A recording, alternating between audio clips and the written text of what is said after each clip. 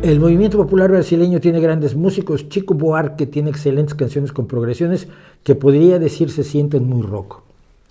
Todavía no, y ya, porque ya no lo quise hacer, ya al paso de los años ya no me puse a hacerlo, pero yo me pasé mucho tiempo explorando las progresiones de Construcción. Una canción de Chico Buarque de Holanda, que es una maravilla musical. Siempre me encantó en portugués y me encantó en español, que fue traducida por alguien, no me acuerdo. Pero las progresiones armónicas de Construcción nunca las logré desentrañar por completo. Ahora sí podría, porque además ahora el señor Internet me va a decir exactamente qué hizo Chico Buarque.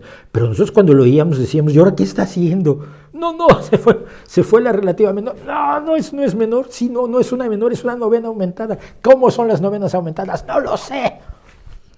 No éramos músicos, éramos aficionados a la música y oíamos cosas como eso.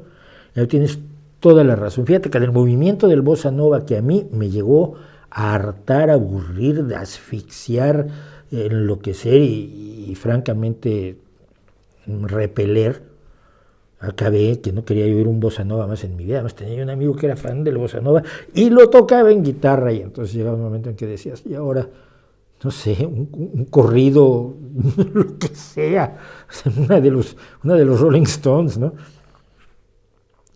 Pero dentro de ese mundo del que fue el bossa nova, y Chico Buarque estaba insertado en el bossa nova, lo que él hacía con la guitarra era de locos, era absolutamente de locos. Y esa canción en concreto, fíjate, ahora me has despertado las ganas de volver a entrar en las progresiones armónicas, en las que, porque la Construcción es una canción, para quien no la sepa, búsquenla cuando acabe esto, en YouTube está, Construcción Chico Buarque.